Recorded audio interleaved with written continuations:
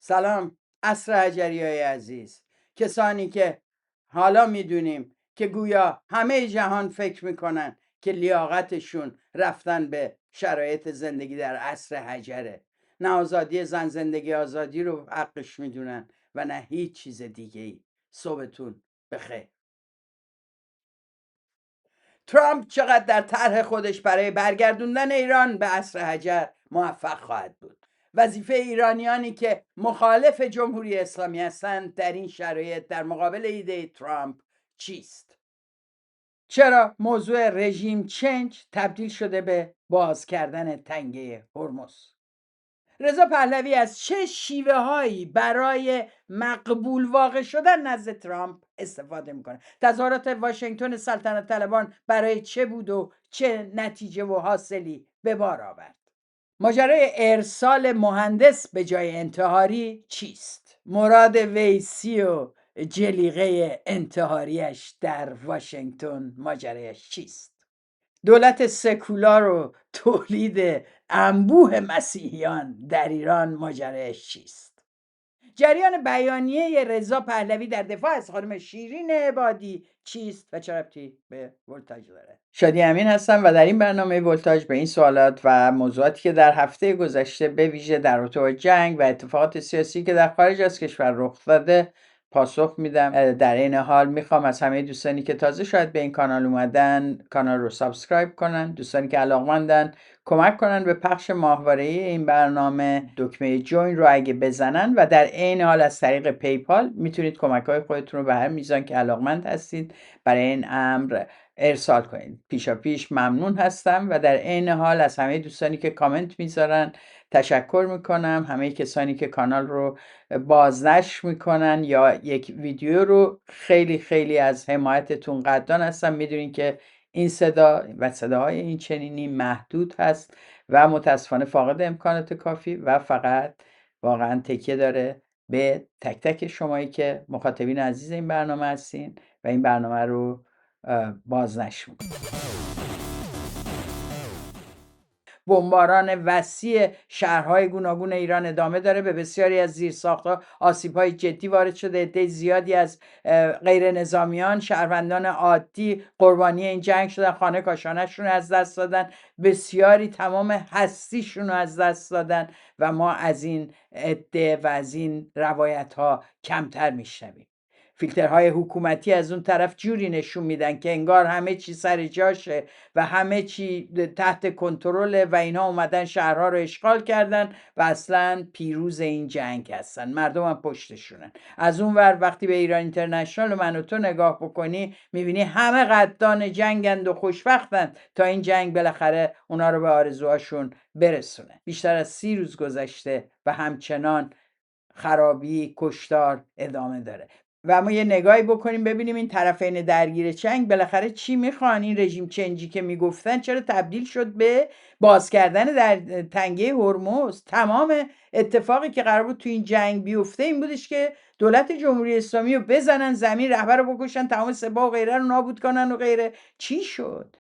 و حالا هم ترامپ با صحبت‌های پنجشنبه صبح خودش یعنی امروز روشن کرد که از این جنگ از مردم ایران چی میفهمه. خیلی روشن میگه ما اینها رو در 2 هفته آینده انقدر سرشون بم میریزیم که برگردن به عصر حجر و به این اکتفا نمیکنه. ادامه میده میگه جایی که بهش تعلق دارند.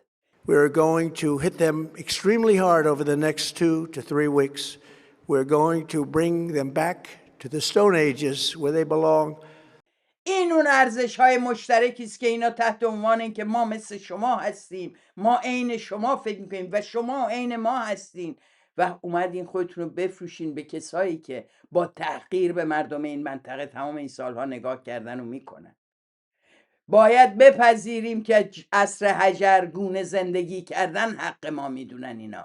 اینا این شیوه اساساً دموکراسی، آزادی و برابری رو نه برای اون منطقه متصور میشن و نه میخوان و تمام کسایی که سرنوشت مردم ایران رو به این نیروها گره زدن مسئول و پاسخگو هستن و پاسخ این عقبگردی که به جنبش اعتراضی و جنبش آزادی خانه مردم تحمیل کردن نیز بر عهده اونهاست. این همه کشته، این همه خرابی و این همه عقب نشینی و از دست دادن دستاوردهای جنبش اخیر مسئولیتش با کیه؟ و نیرویی که برای سرنگونی هیچ برنامه‌ای نداره و متوسل به جنگ شده بود، در بنبست این جنگ گیر کرده. بنبستی که نه تنها جریان جنگ طلب ایرانیشو گیر داده، بلکه خود اسرائیل و آمریکا هم در اون گیر کردن، تا جایی که به ترامپ برمیگرده هر روز یک خبر جدید برا ما میاره. امروز میگه با یک فرد محترم درون جمهوری اسلامی در ارتباطه، روز دیگه میگه میخواد تنگه هرمز رو به اسم تنگه ترامپ بکنه و سر شوخی میکنه و البته منظورش جدیه. روز دیگه میگه خارکو میخوام بگیریم نفت ایران مال ما بشه و بعد متخصصشون تحلیل میکنه میگه بله شما اگر حکومت رو ساقط کردی و امکان شلیک موشک و پهپادش رو گرفتی، شما صاحب نفت اون کشور هم هستی. شما میتونی عملاً کنترل نفت رو باز بکنی، مسیرش رو بر منابع نفتی. این که میگه میخوام در کنترل داشته باشم، معنیش تصاحب نیست که نفت نمیدونم اون کشور مال منه. یعنی که من اون رو میاره بخشی از نفتی که در جهان به تثبیت قیمت کمک میکنه. میشه گفت نوع مدیریت؟ دقیقاً همینطوره. همین کاری که داره با ونزوئلا میکنه دیگه. نفت ایرانو که نمیخواد میخواد مدیریتش رو به عهده بگیره. ببینید اینا همونان که خیلی ملیگرا بودن و خیلی خاک ایران رو دوست داشتن، دارن تمام منابع ایران رو از حالا بهش چوب حراج میزنن. اما چرا این اتفاق میفته؟ چرا ما برای اینکه یک انقلاب بکنیم چنین جنگی و مردمون باید تحمل بکنن؟ جنگی که در این هممون میبینیم، حداقل همه شماهایی که تمام این مدت از خانواده ها و دوستانتون بیخبر بودین، این بمب و بمباران ها رو دیدید یا این تجربه رو داشتید از جنگ ایران و عراق، میدونید که جامعه در چه التهاب، در چه تراما، در چه ترس، در چه بیخبری و در چه وحشتی از آیندهش قرار داره. از اینکه کی بمب بعدی میخوره تو سر خونه اینا، یا کی همسایه بعدی اینا ممکنه یک پاسدار عالی رتبه باشه و خونه اینا هم باش بره رو هوا. این ترس دائم رو مردم دارن تجربه میکنن. حسین قاضیان البته میگه نه، اونا زندگی معمولی دارن. این حسین قاضیان است، جامعه شناس است. اونی که آدمایی که توی ایران زندگی میکنن دارن زندگی معمولیشون رو انجام میدن و جنگ رو هم حس میکنن و تجربه میکنن، ولی آدمی که اینجاست اون زندگی معمولی اونها رو دیگه نداره، اون فقط جنگ رو حس میکنه، چون اخباری که میبینه اخباری زندگی معمولی نیست، اخباری شنیدنش اصابت بمب، از بین رفتن آدم‌هاست، خراب شدن ساختمان‌هاست، ترور آدم‌هاست، این چیزا رو دائما داره میبینه. ولی این چیزایی که من و شما و دیگران در خارج شبانه روز زیر بمباران نشستیم، برای اون آدمی که در ایران زندگی میکنه ممکن 1 ساعت تا 2 ساعت از زندگیش رو تحت تاثیر قرار بده. یعنی تمام دردهای جنگ دوستان عزیز داره انکار میشه و بعد این میزان بی احساسی نسبت به این مردم. فکر کنید مایی که ناظر این صحنه هستیم و بمب رو سر ما نمیخوره، از این میزان شدت شادی شما برای بمب انداختن سر مردم ایران متعجبید. بعد ببینید اگه اون مردم فردای روز این جنگ به هر شکلی تمام شود که امیدوارم با سرنگونی جمهوری اسلامی تمام شود، بعد نگین آی جنگو که دوست نداری چرا سرنگونی دوست داری؟ ما سرنگونی رو بدون جنگ داشتیم پیش میبردیم، شما متوقفش کردین. مردم ایران داشتن سرنگونی رو بدون جنگ به دست می آوردن.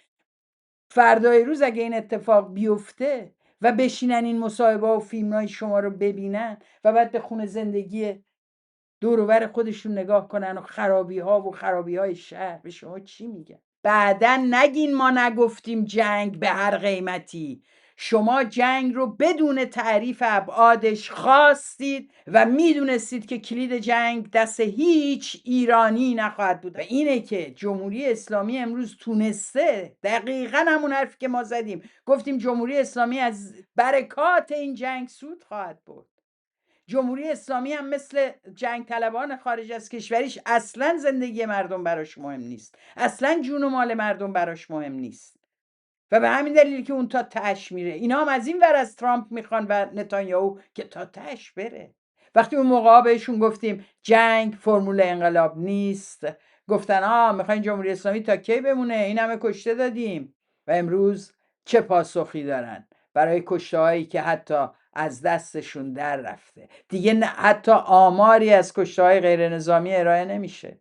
هیچ کس نیست که دقیق بگه چه اتفاقی داره تو اون جامعه میفته و یه جوری هم تصویر میشه که انگار این مردمی که توی جنگ میمیرن هیچ ربطی به اون مردمی که در اعتراضات بودن و توی دیما پا شدن و جمهوری اسلامی و پشتش رو به لرزه در آوردن ندارن. در صورتی که امروز در یکی از خبرها در اتاق کشته شدن آقای جاودان دایی خانم دکتر نوشین رنجبر میبینیم که اتفاقاً یکی از کسانی که تو این بمباران جان خودش رو از دست داده کسیه که در جریان اعتراضات دیما به خیابون رفته، باتوم خورده و برای آزادی فریاد زده و بعد گرفتار این جنگ شده و در این جنگ جونش رو از دست داده.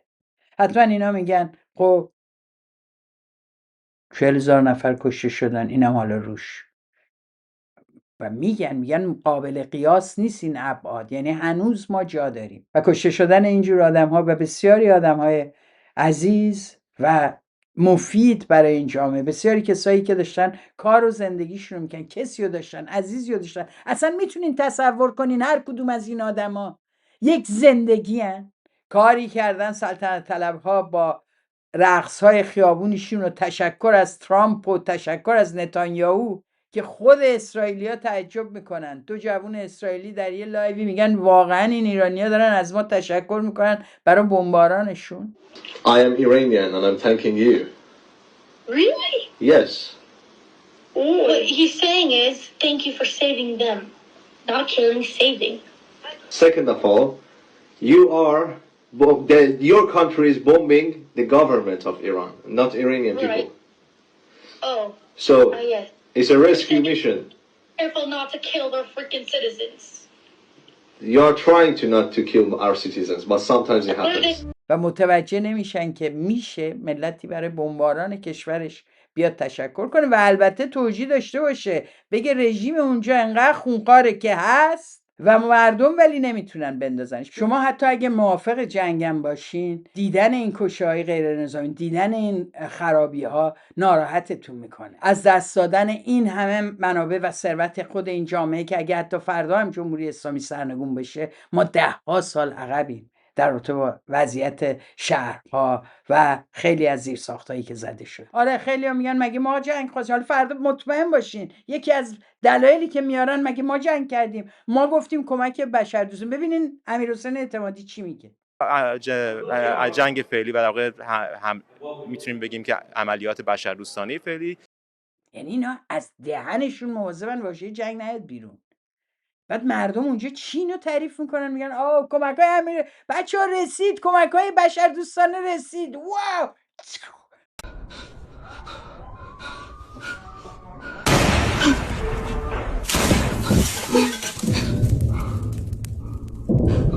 شیشم ریخت. کمک بشردوستانه بود. این کراهتی که شما همتون من مطمئنم دارین میبینین در این مجموعه و اینکه دارن آماده میکنن خودشون رو، دوستان عزیز حواستون باشه، دارن آماده میکنن که شونه خالی کنن از بار مسئولیتی که در این رابطه دارن. چون شروع کردن دوستان عزیز. سعید قاسمی نژاد میگه تا کجا جنگو میپذیرین؟ ما خواهان این هستیم که یک دولت ملی رو در ایران مستقر بکنیم و حاضر بی حاضر هم نیستیم که هیچ بخشی از خاکمون رو هیچ کسی بدیم. یعنی تا وقتی غیر شاهزاده کسی دیگر رو بخوان بیارن ما مخالف جنگیم، اما اگه غیر شاهزاده رو بیارن تا تش برن و میگه تیکه از خاکمون هم نمیدیم. اینو قبل از اینم که فرا بخونین و بگین جنگ تنها راهه و اسمشو بذارین کمک بشردوستانه میگفتین، بهش فکر میکردین که ممکنه تیکه از خاکتون بره؟ یا براتون اصلا مهم بود این همه آدم کشتشن و شما علی رغم فشار و خواست افکار عمومی که موضع بگیرید در رابطه با این کسانی که دارن جونشون از دست میدن با این تو این حمله نظامی، شما دائم تحت عنوان اینکه جمهوری اسلامی مسئول این جنگ است که بله یکی از مسببین اصلی این جنگ هست و در این اصلا حرفی نیست، و شما اینکه جامعه رو تقسیم کردین به طرفداران جنگ یعنی مخالفین جمهوری اسلامی، در صورتی که جمهوری اسلامی هم عین شما جنگو میخواد. یه جوری هم میگن هر کی بگه جنگ نه میگن این طرفدار جمهوری اسلامی. نه عزیز جان، جمهوری اسلامی جنگو میخواد.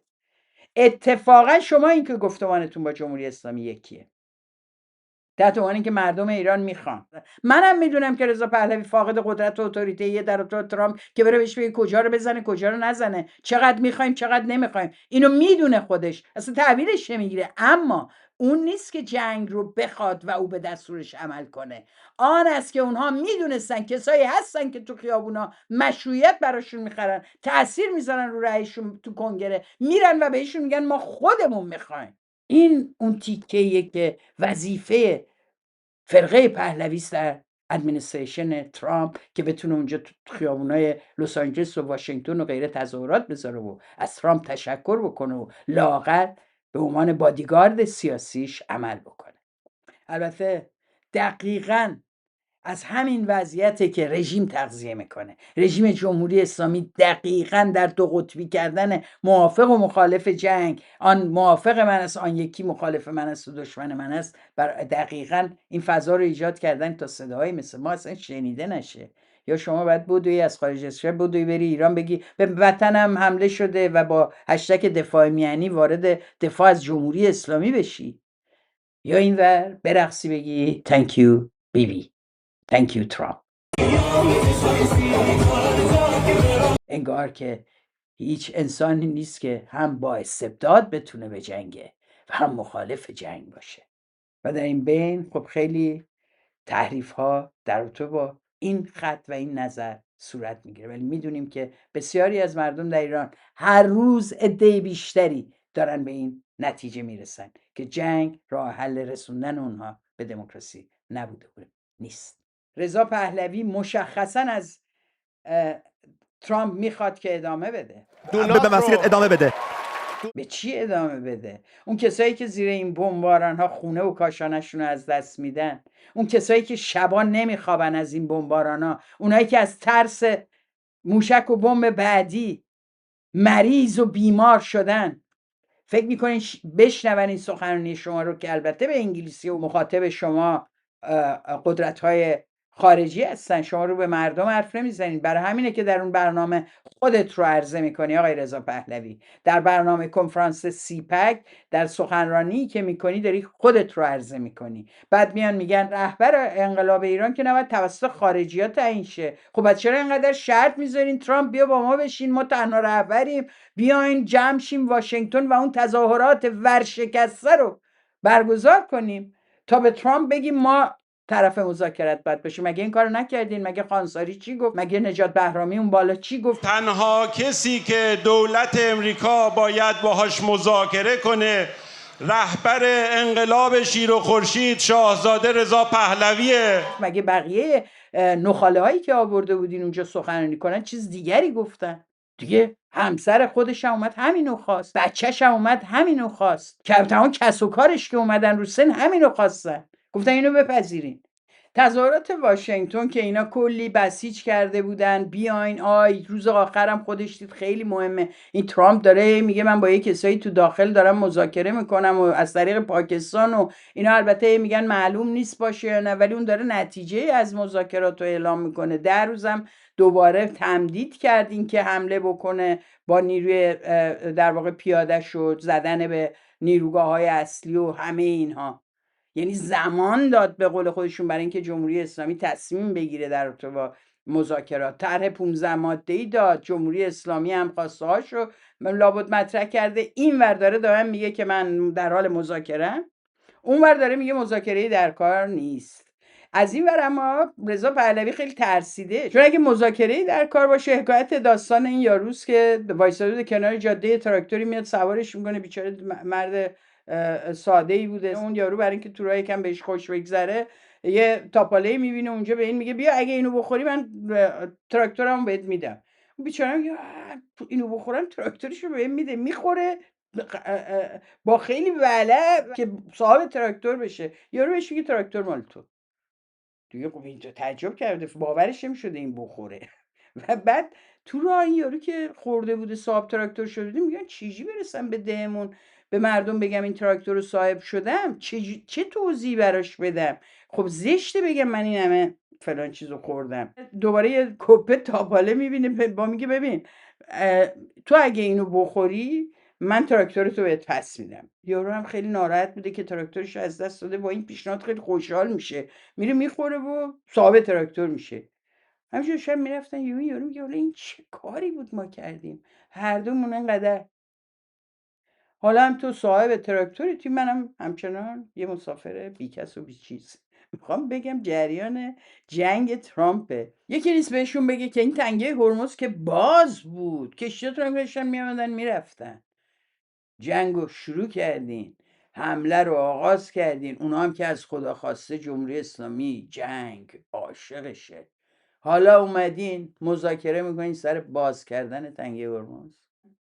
الان اومده میگه رژیم در واقع چنج شد، چون رهبرشون دیگه نیست، خیلی از سرانشون نیستن، مشاورین رهبریش نیستن، فرماندهان نظامیشون رو زدیم، همه رو زدیم، در واقع چنج شد. و اینا یهو فکر میکنن واو این همه ما فکر کردیم دیگه وقتشه و کلی گفته بودیم 40,000 تا کشته، هرچی میخوای بیا بزن، این کمک بشردوستانه است. اگه نیایم این پنجره‌ای که به قول رضا پهلوی خیلی کوچیک بود و محدود بود و دیگه نمیشد، 65 سالش هم هست دیگه، بالاخره وقتشه و این با مذاکره داره از بین میره. این وضعیت رو اینا میخوان با توجیه جنگ، با کمک به ترامپ برای اینکه توجیه بکنن ادامه حملات نظامی، اومدن تظاهرات واشنگتن رو گذاشتن و گفتن این مهمترین اتفاقیه که میتونه در تو سرنوشت ایران، ببینید سرنوشت ایران یعنی تو اون میدونه تعیین میشد و توسط تظاهرات سلطنت طلبها رو به کاخ سفید. همینجا شما بفهمین گفتمان و قدرتشون رو اینا از کجا میگیرن، نه از مردم تو خیابونا، از اونجا فقط عدد لازم دارن، از اینجا قدرتشونو از صدایی که میخوان به کاخ سفیدشون برسونن. اونجا چی میشه؟ یاسمین پهلوی وقتی میاد سخنرانی کنه پشت اون به اصطلاح شیشه ضد گلوله، خیلی هم مسخره است، اینا همش ولن اون پایین تظاهرات، هم پایین صحنه که هستن همونجا دارن میگردن مثل بقیه، کسی هم کاریشون نداره. تو تمام این سالا هم یه بار هم جمهوری اسلامی سعی نکرد اینا رو که برعکس اینا در واقع اون تو آب نمک خوابیده بودن. حالا سخنرانی یاسمین پهلوی و فاکس نیوز دوستان عزیز لایو پخش کرد همشو، برای اینکه آن چیزی که او میگفت دقیقاً پروپاگاندای اسرائیل و آمریکاست در تو اینکه چرا این جنگ مهمه و چرا برای کمک و حفظ مردم ایرانه. خودشون دائم دارن میگن که ما نفت میخوایم، ما اهداف خودمون رو داریم، بعد اینا اومدن میگن اینا برای کمک به مردم ایرانه، برای کمک به جنبش ایرانه و یاسمین پهلوی تشکر میکنه و میگه ادامه بدین. همشون میگن ادامه بدین. دفاع اینا از جنگ هیچ فرقی دوستان عزیز با اون همه ادعاهایی که میبینین قالیباف میکنه، توییترشو برین ببینین، عین رضا پهلوی، این از اینور میگه ادامه بده به کمک‌های بشردوستانه، اون از اونور میگه بزنی میخوری، بزنی میزنی، ما وایسادیم. این صحنه آرایی دو جریانی است که از جنگ بهره میبرن و ما اینو میدونستیم. جمهوری اسلامی موفق شده جنبش صلح جهانی رو که به درستی علیه جنگ طلبی آمریکا و اسرائیل ایستاده رو سمت و سو بده و جهت بده به دفاع از خودش. مگه این غیر قابل پیش بینی بود؟ مگه نمیدونستیم که این اتفاق میفته؟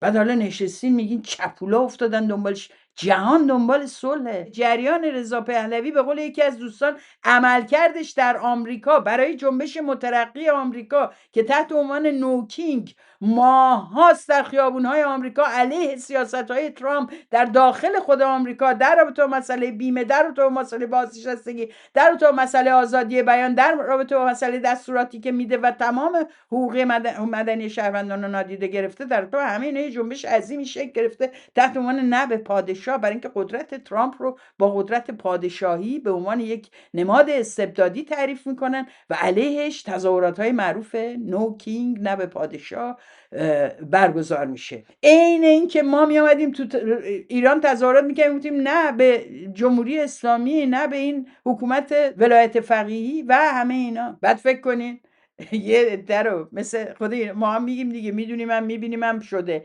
هشت‌الشعبی و زینبیون و فاطمین و این و اون و هر چی داشته و داره و از این ور اون ور آورده برای سرکوب مردم خود کشور، یا اونا رو توی تظاهراتاش میورده ازش استفاده میکرد. اینا تبدیل به هشت‌الشعبی مدافع ترامپ شدن توی آمریکا، مقابل جنبش نوکینگ، جنبش مردم آمریکا ایستادن. میگه اینو تو تظاهراتش، میگه ترامپ همین دیروز تظاهرات میلیون ها نفر اومدن علیه تو اینجا تظاهرات کرد، ما ولی پشت تیم. اینا هیدر گوهای برای دولت آمریکا هن. جمهوری اسلامی من این تیپا داره. دقیقا همینجوری پروپاگاندا میکنن، دقیقا همینجوری برای جمهوری اسلامی و رهبرش سینه سپر میکنن، گریه میکنن، قرآن میخونن. مثلا طرفی اون عراقیه، اون یکی لبنانیه، اینا همین جوریه و همین رولو دارن بازی میکنن و مورد تنفر مردم آمریکا خواهند بود، در جایی که اونا دارن برای یک دنیای آزاد و برای جلوگیری از این سیاست‌های ترامپ مبارزه میکنن، سیاست‌های به شدت مهاجر ستیزش، سیاست‌های بسیار ضد آزادیش. بعد اینا با اون زبان و فرهنگ و ادبیاتش اینا افتادن دنبالش، میگن ما با توییم. و جالب اینجاست یاسمین پهلوی میره صحبت از این میکنه که ما رو بیارین سر کار چون ما ارزش هامون با شما برابره. پس اون میلیون هایی که اومدن میگن نوکینگ ارزش هاشون کجاست؟ شما چی کاره این؟ ارزشاشون جنگ طلبیه؟ ارزشاشون برتری نژاد اندیشیه که شما دارین که ما ایرانی‌ها چیزای بهتری هستیم؟ البته رضا پهلوی در شب قبلش در سیپک خیلی قشنگ توضیح داد، اومد بگه که چشاتون رو ببندین، به یک ایران آینده فکر کنین. همه این هواداراش احساساتی شدن، ایران آینده. گفت ممکنه شما نتونین تصور کنین، اما من میکنم. شروع کرد تصور کرد ایران آینده چی. همتون خیلی احساساتی الان بشین، لطفا این کار رو همه با من تکرار کنین، چشاتون رو ببندین و فکر کنین به ایران آینده. فقط به محله خودتون فکر کنین. وقتی از اون در خونتون میایین بیرون دوست دارین چی ببینین؟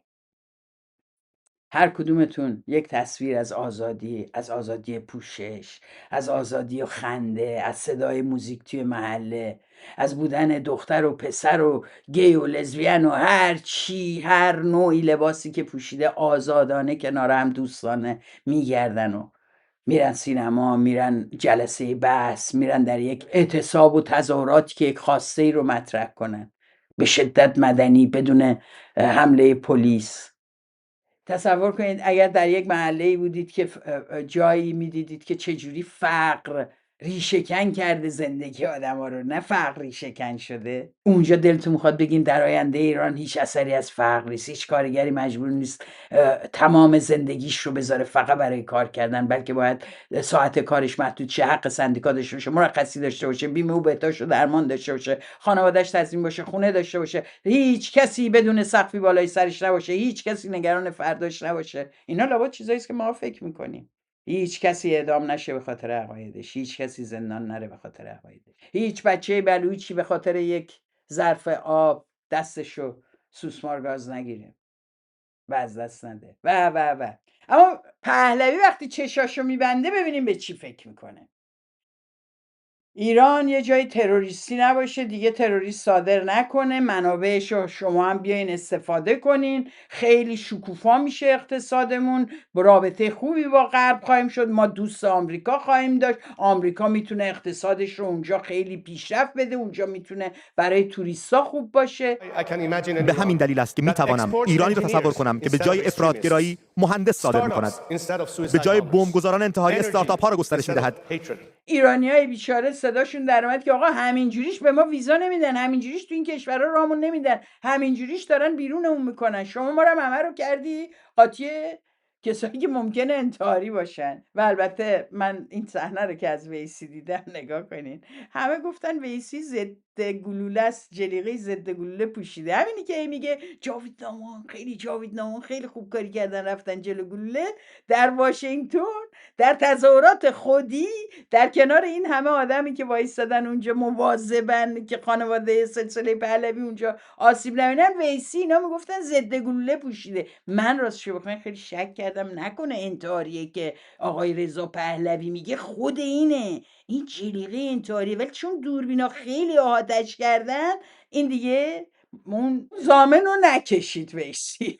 لا اگه اون دوربینا نبود بعید نبود. اینا همه این حرفایی که میزنن آی بریزید آی برید برای مردمه، نشستن تو جایی که هیچ صدایی از هیچ بمبارانی نمیشنون، بعد میگن ما از طرف مردم ایران حرف میزنیم، اونا میخوان. بله قطعا یه عده‌ای فکر میکردن با اون تبلیغاتی که شما کرده بودین که این جنگ چند روز و فقط برای زدن مراکز نظامی رژیمه، اما اسرائیل و آمریکا ایران را به سوی غزه شدن میخوان پیش ببرن. میگین نه؟ وایسین نگاه بکنیم. جمهوری اسلامی هم استقبال میکنه، همزمان با اونا داره همین کارو میکنه. اینا منطقه رو شخم خواهند زد. جمهوری اسلامی، اسرائیل و آمریکا مشترکاً منطقه رو دارن نابود میکنن و مهمتر از همه آنچه که برای ما باید باشه و باید میبود و هست، خود مردم ایران و کشور ایرانه.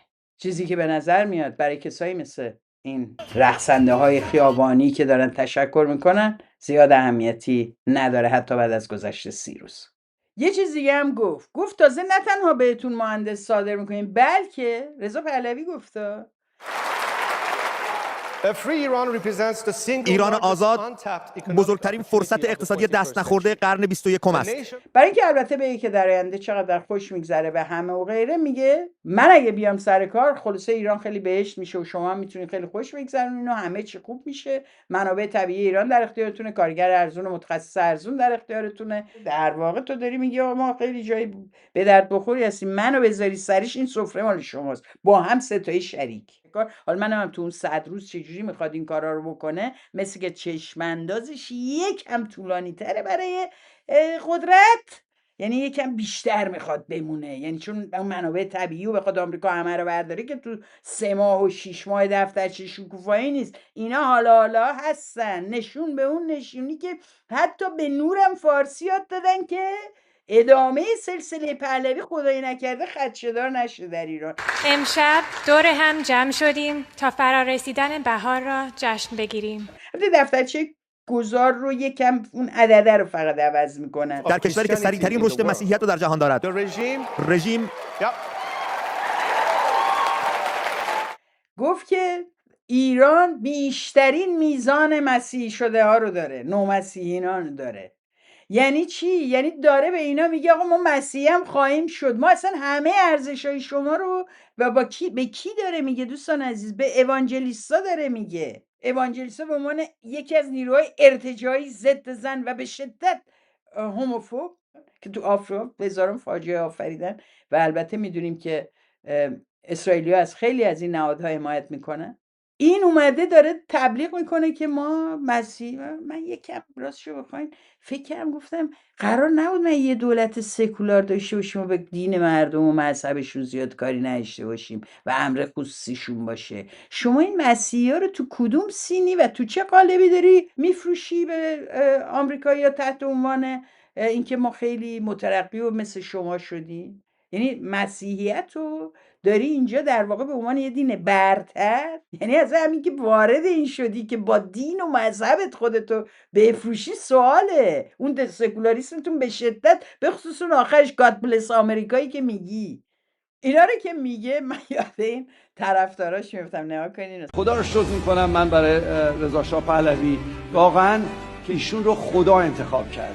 وقتی از فرقه حرف زدیم و گروه و پیشوا و اینا همینه، همشون هم عاشق و شیفتن، بعضیشون دیگه از این بعد کم کم در این حد میفتن و به پای رضا پهلوی. این نوع مسیحیشه، همه چی داره ها این فرقه، یعنی خرافات تا تهش و بلاحت واقعا تا حد بسیار بالایی. منو یاد این انداخت که من نمیدونم اسمش چیه، ولی داره داستان و خاطره سفرش به نجف و کربلا و اینا رو تعریف میکنه. ببینید چی میگه. یا عاشورا بود یا اربعین، ولی 180 به نظرم نزدیک عاشورا بود.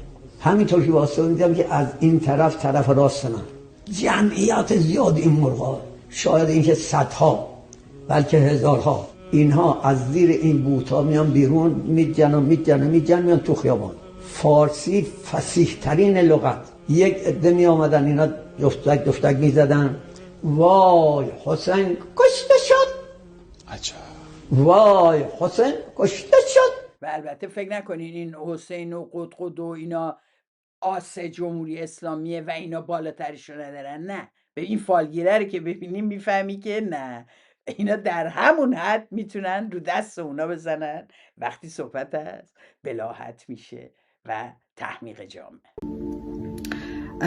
آیا فردی که نماینده شدن برای رهبری گذار در حال حاضر مصلح ترین فرد برای این نقش هستند؟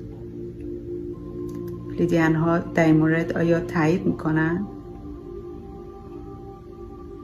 یه بله بزرگ. یعنی آیا فکر میکنید گزینه بهتری وجود داره؟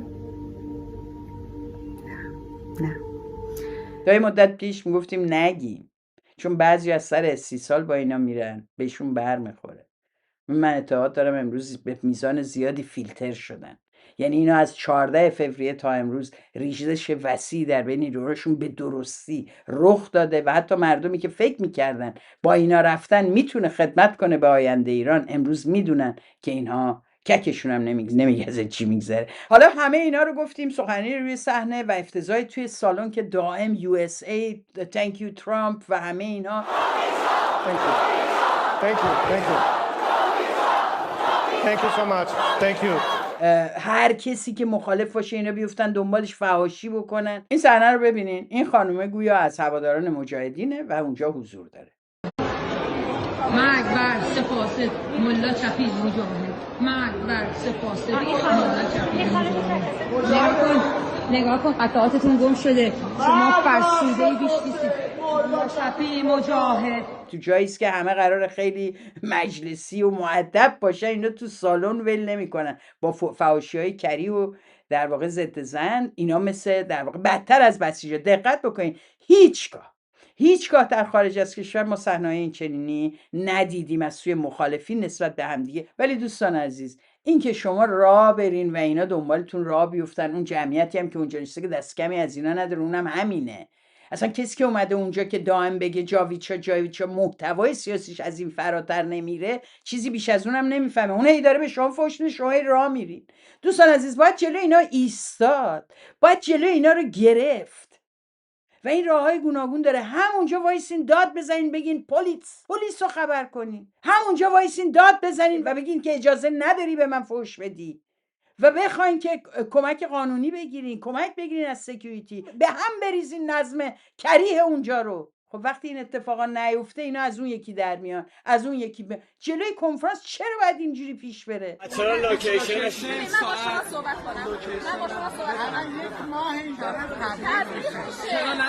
چرا باید اصلا کسانی با اینا دهن به دهن بشن؟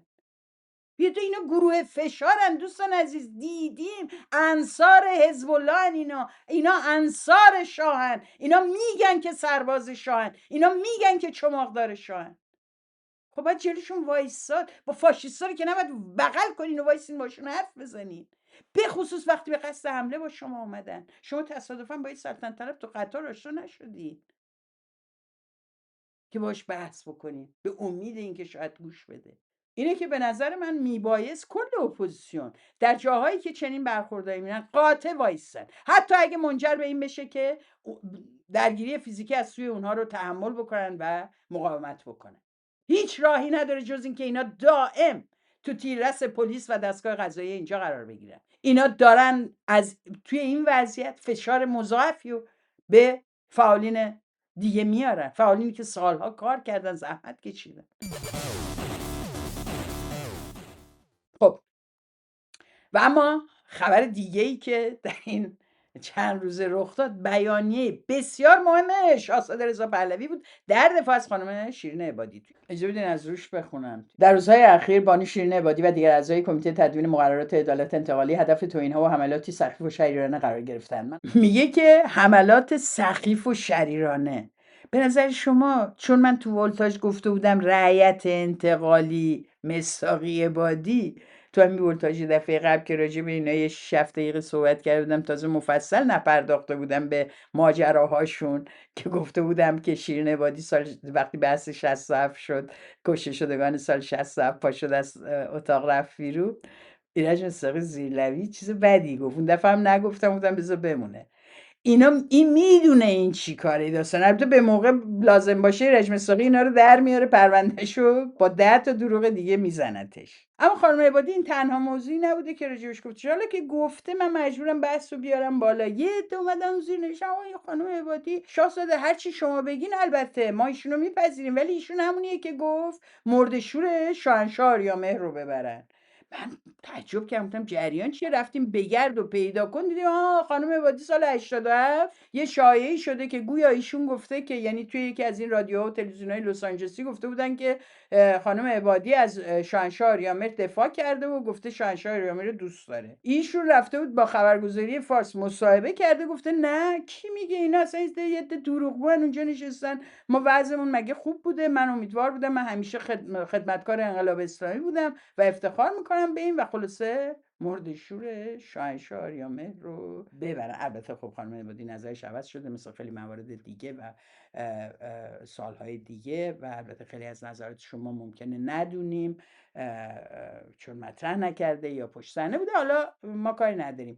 بعدن البته اگه لازم باشه باید به همه اینها پرداخت. من از بانو عبادی و دیگر اعضای این کمیته قدردانی می‌کنم که در این موقعیت خطیر بر پایه وظیفه ملی آستین بالا زدن و در کنار اکثریت ملت بزرگ ایران ایستادن. البته ایشون آستین بالا نزد، شما دستور دادین که ایشون آستین بالا بزنه. کمیته تدوین مقررات عدالت انتقالی و اعضایش تا زمانی که همچنان امروز در چارچوب منافع ملی و در مسیر پیروزی انقلاب شیر و خورشید گام برمی‌دارن، از حمایت و اعتماد من برخوردارن. یعنی به محض اینکه دست از پا خطا کردن حمایت من دیگه ندارن. خلاصه میدونین که باندای منم چجوری داغون میکنن، کمان که قبلا هم در مورد شیرین عبادی این کارو کردن بارها و بارها و در مورد بقیه هم میکنن.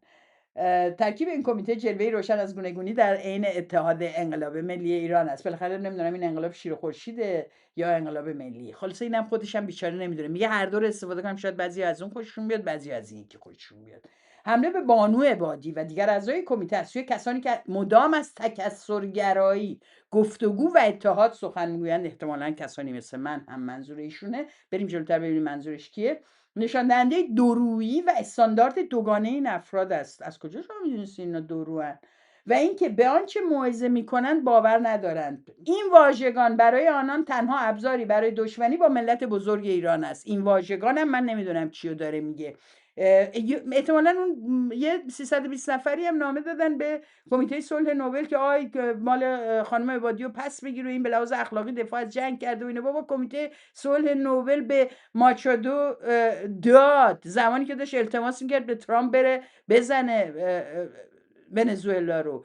کمیته صلح نوبل این زیاد براش مهم نیست، چون به کیسینجر هم داده، به کسانی بدتر از خانم عبادی هم داده. اینه که موضوع کسانی هم که این نامه رو نوشتن در واقع مخالفتشون با جنگ بود و میخواستن اینجوری ابراز نظر بکنن. من با اون نامه مخالفم، همچین نامه هایی رو امضا نمی‌کنم، ولی ایشون منظورش اون نیست. چون که یکم وقتی میگه تنها فلان و اینا، ملت ایران به این دشمنی ها وقعی نمینهد، مصمم متحد و استوار در مسیر پیروزی انقلاب شیر و خورشید و اجرای عدالت به پیش میرود. پاینده ایران رضا پهلوی یه عکس قدی خودشو خانم عبادی رو هم گذاشته. رضا پهلوی عجب وارد پولمیک شده. خب بیا با هم بحث کنیم حضوری. من که چند بار ازت دعوت کردم، خب لازمه که تو بیانیه بدی من ویدیو بدم. خب بیا مستقیم ما هم صحبت کنیم. ولتاژ نگاه میکنی چرا نمیگی؟ من نمی‌دونم ولتاژ نگاه میکنی، ولی حالا که میبینی ازت میپرسم، تو که این توهین ها به خانم عبادی رو دیدی، که من نمیدونم از کدوم توهین صحبت میکنی، هر جایی که توهینی بشه، نه به خانم عبادی، به هر کس دیگه، من یکی جلوش میستم، ولی با هر گونه بحث تند و انتقادی میتونم کنار بیام و هر چالشی رو هم ازش استقبال بکنم. اما شمایی که انقدر ناراحت شدین و به خاطر حمله به بانو عبادی بهتون برخورده و یه موقع دیگه به خاطر حمله به بانو شهناز تهرانی بهش تلفن میزدین که آی متاسفم این واژه راجبتون استفاده شده، یه بذار فقط برای اینکه هوادارات این چند وقته خیلی مشغول بودن، یه ویدیو تو دفاع از تو درست میکردن، یه ویدیو حمله به من، یه ویدیو یه روز میرفتن تظاهرات و در دفاع از تو شعار میدادن، بعد حمله به من. ببخشید میگم تو خودمونی شدیم، فهمیدم ولتاژ رو نگاه میکنی، به عنوان مخاطبم دارم باهات صحبت میکنم. این ویدیو رو هم نگاه کن.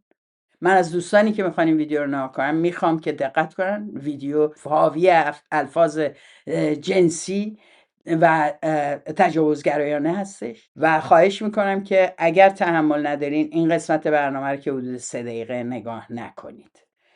اما رضا پهلوی باید اینو ببینه. البته یاسمین پهلوی هم میتونه ببینه، چون اینا تربیت شده هاشن. اینا همونایی که این یادشون میده چجوری شعار بدن، مرد هفته انتخاب میکنه. خب بعد اینا رقابت میکنن برای اینکه مرد هفته بشن. ظاهرا سمندون خانم از سایز اگزوز خرسند نبوده. با گریس نمیشه فرهاد جون؟ نه با گریس نشدنیه، میگه سایز خیلی بزرگه ولی ما اینجا براش آفر قیلون رو داریم، میتونیم قیلون بهش بدیم. با تنم حال نکرد شیلنگ و جا میزنه، سرفه میزنه، قشنگ کام میده بهش. شما موافقید؟ بله. شما موافقید؟ بله. مرد بر سفاست ملا چپی مجاهد. البته فقط همین یه ویدیو نیست، یه ویدیو رو گوشتم چون تازه تره، بعدم جمعن، یعنی کل گروه نشون نمیتونین بگین که حالا یکی بوده یه چیزی گفته. خب باید به این آقای رضا پهلوی گفتش که اینا سخیف و شریرانه نیست به نظر شما؟ عینه نمیدی سرش؟ یه عینه بده بگو دیگه دست جمعی نشین، اینقدر کریه و علنی نباشی، چهرهاتون رو بپوشونید کم کم، چون بانداتون شروع میکنن، چون حرکاتشون تندتر میشه، حرکاتشون شریرانه تر میشه و مجبورن از قانون و پلیس و شناسایی شدن جلوگیری کنن. کم کم شروع میکنن صورتاشون رو پوشوندن. جلوی ساختمون کنگره آزادی در لندن صورتاشون رو پوشوندن. اینا کم کم آماده میکنن خودشون رو برای حمله به آدم ها و آسیب زدن. این آغاز ماجراست. در یه اتاقی جمع میشن، ویدیو درست میکنن، جلو دوربین تازه اینا رو میگن ها. پشت دوربین و در محافل شخصی خودشون ببین چقدر با لذت از یه همچین چیزایی حرف میزنن در اتاق زنان غیر سلطنت طلب و زنانی از تیم خودشون که خدایی نکرده عوض کنن جداشن. شما به عنوان پدر اینا باید جلوشون رو بگیری. با بچه فوش میده به داداش یا خواهرش، پدره میاد جلوشو میگیره، مادره میاد جلوشو میگیره. اگه تو پدری اون مادره، بیان جلوی اینا رو بگیرین دیگه. این کثافت تولیدی شماست آقای رضا پهلوی، آقای امیرحسین اعتمادی، کسایی که میگین تک تکتون رو گیر میاریم. شماها این فرهنگ رو دارین در سایه جنگ، تحت عنوان اینکه اینهایی که مخالف جنگن، اینهایی که فلانن، دارن مبارزه ما رو مخدوش میکنن. دارین ضربه بسیار جدی به همه فرهنگ سیاسی و مبارزاتی که سالها اتفاقا توسط چپ، در وجه عمده توسط چپ غالب شد در این جامعه که میشد بحث کرد، میشد ادبیات سیاسی تولید کرد، رو تبدیل کردید به یه همچین فضاهایی. برای همین من بارها گفتم، بازم میگم، میبایستی همه جا در مقابل چنین رفتارهای شکایت‌های رسمی صورت بگیره، گزارش بشه به پلیس حداقل، تا اینها به عنوان یک جریان خطرناک شناخته بشن.